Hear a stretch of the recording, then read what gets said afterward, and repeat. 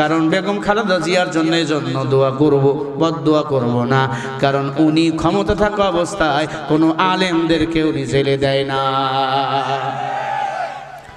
বরং আলেমদেরকে, কওমি আলেমদেরকে দাওরা হাদিস সম্মান সার্টিফিকেট, মাস্টার্স পাস সম্মান দিয়েছে, আলেমদেরকে সম্মান দিয়েছেন। আল্লামা সাইদি রহমাতুল্লাহ আলাইহি ইসলামী বোর্ডের চেয়ারম্যান বানিয়েছে। কোনদিন কোন আলেমের গায়ে কোনো পুলিশ হাত দিতে পারে নাই। মাজলুম একজন নারী, স্বামী আগেই মারা গেছে, আল্লাহর বান্দা শহীদ জিয়াউর রহমান, আল্লাহ তার কবরটা জান্নাতের বাগান বানিয়ে দেন। ভালোকে ভালো, কালোকে কালো বলা লাগবে। সংবিধানে বিসমিল্লাহর আইন তিনি পাশ করেছে, আল্লাহু আকবার। আল্লাহর একত্ববদ্ধ সংবিধানে তিনি পাশ করেছে, আল্লাহু আকবার। সেই ম্যাডাম বেগম খালেদা জিয়া মৃত্যুর সাথে পাঞ্জা লড়তেছে, কখন জানি শুনবেন ইন্না লিল্লাহ। আল্লাহ তুমি যদি তার মৃত্যু লেখেই থাকো, মরতে হবেই আমাদের সবাইকে, ইমানের সাথে মৃত্যু দাও। কারণ দীর্ঘদিন জেল খেটেছে, মাজলুম তিনি, দেশের মায়ায়, জনগণের মায়ায় বিদেশে উন্নত চিকিৎসা নেওয়ার জন্য যায় নাই, কিন্তু ম্যাডাম শেখ হাসিনা ঠিকই পালিয়ে গেছে আমাদের ছেড়ে, ঠিক কিনা? মা অপেক্ষায় আছে, আমার ছেলে বুঝে আসবে। তারেক রহমান সাহেবকে বলবো, গ্রেপ্তারি পরোয়ানা ভাবিয়েন না, সেনাবাহিনী যে কোনো সময় গ্রেপ্তার করতে পারে, এই চিন্তায় আছেন। গ্রেপ্তার বুঝি না, দেশের মানুষ আপনার পক্ষে আছে। মা মৃত্যুর বিছানায় পড়ে আছে, মায়ের কাছে এসে দাঁড়ান। মা যদি দুনিয়াতে না থাকে, তার জন্য দুনিয়া হয় অন্ধকার। যাদের মা নাই সে জানে মায়ের কত দাম। তারেক রহমান সাহেবকে বলল, মায়ের পাশে এসে বসেন।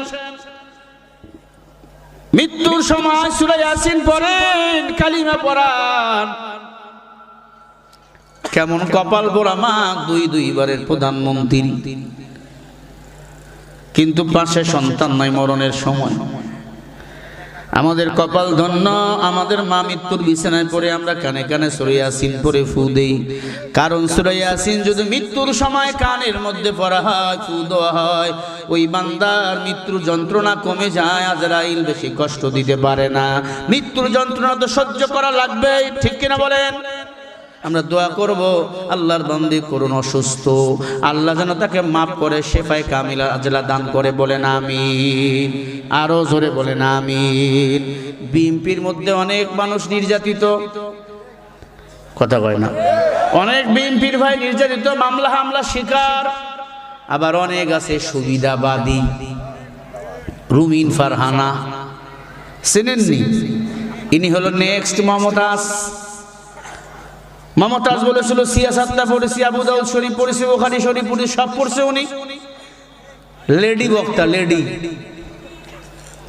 সেই রুমিন ফারহানা সেদিন কুমিল্লায় বা তার এলাকায় ব্রাহ্মণবাড়িয়ায় নির্বাচন প্রচারণা করতে গেছে। বলছে, ম্যাডাম বলেন আপনার দলের বিএনপির বরকত কি?